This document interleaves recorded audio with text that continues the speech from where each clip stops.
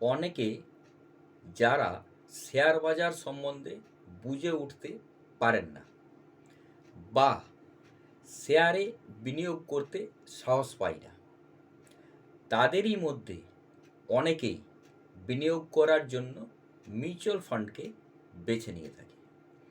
এই শিক্ষামূলক আলোচনায় আমি বাদল বিডি লার্নিংয়ে আপনাদের স্বাগত।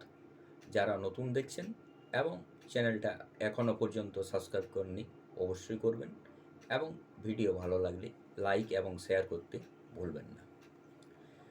ধরুন কেউ পরিবারের জন্য একটি ফ্রিজ কিনবেন, তাহলে অনেকে কি করেন, নিজের স্মার্টফোন বা কম্পিউটার থেকে অনলাইনে ভালো ব্র্যান্ডের সাথে কোয়ালিটি, প্রাইস ইত্যাদি সম্বন্ধে জানকারি হাসিল করেন।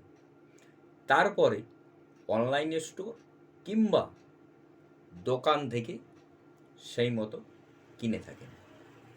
একইভাবে বিনিয়োগকারী হিসেবে কোথাও বিনিয়োগ করার আগে, তাতে মিউচুয়াল ফান্ড হোক বা অন্য কিছু, অবশ্যই জ্ঞান অর্জন করা দরকার।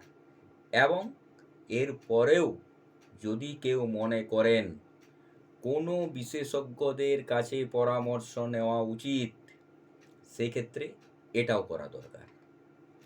তাই মিউচুয়াল ফান্ডে বিনিয়োগ করার আগে কিছু কিছু জিনিস মনে রাখা দরকার, যাতে বিনিয়োগ করে একটা ভালো রিটার্ন আশা করা যায়। 1. মিউচুয়াল ফান্ডের ধরন অনুযায়ী ঝুঁকি, রিস্ক।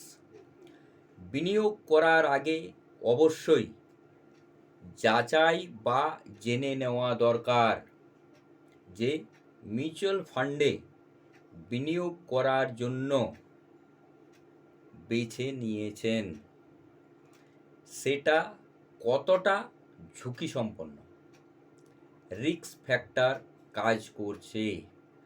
কারণ প্রতিটি ক্যাটাগরিজের সাথে ভিন্ন ভিন্ন ঝুঁকি, রিস্ক কাজ করে থাকে। উদাহরণস্বরূপ, ডেব্ট ফান্ডে বিনিয়োগ করার তুলনায় ইকুইটি মিউচুয়াল ফান্ডে বিনিয়োগ তুলনামূলকভাবে ঝুঁকিপূর্ণ। তাই রিস্ক ফ্যাক্টর যাচাই করা একটা গুরুত্বপূর্ণ কাজ হতে পারে। 2.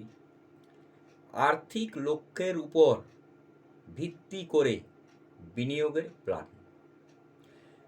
কেউ যদি 15 বা 20 বছর পরে বাড়ি কিনতে চান বা কোনো কিছু করতে চান, তাহলে এই লক্ষ্যটি পূরণ করার জন্য সঠিক মিউচুয়াল ফান্ডে বিনিয়োগ করা যেতে পারে।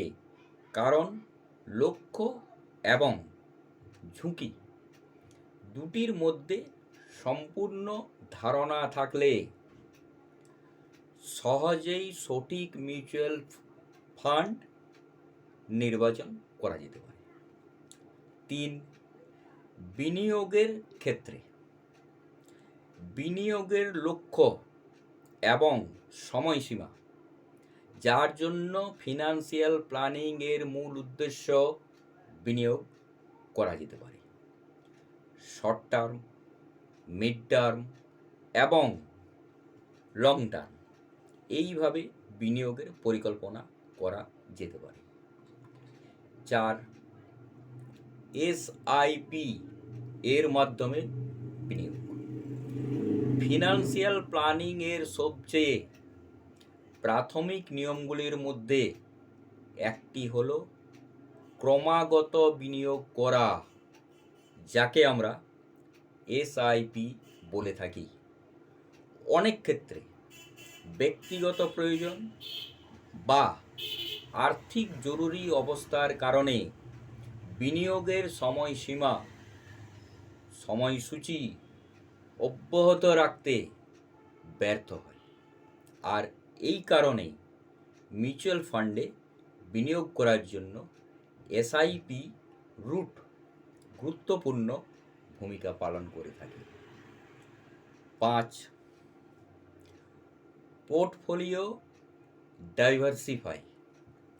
একটি নির্দিষ্ট ফান্ড বা একটি নির্দিষ্ট ধরনের ফান্ড এ সমস্ত ক্যাপিটাল বিনিয়োগ করা উচিত না।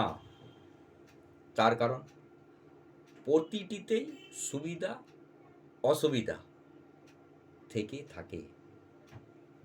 তাই ঝুঁকি বহন করার ক্ষমতার উপর ভিত্তি করে বিভিন্ন অ্যাসেটস ক্লাসে ভাগ করে পোর্টফোলিওতে জায়গা দেওয়া দরকার।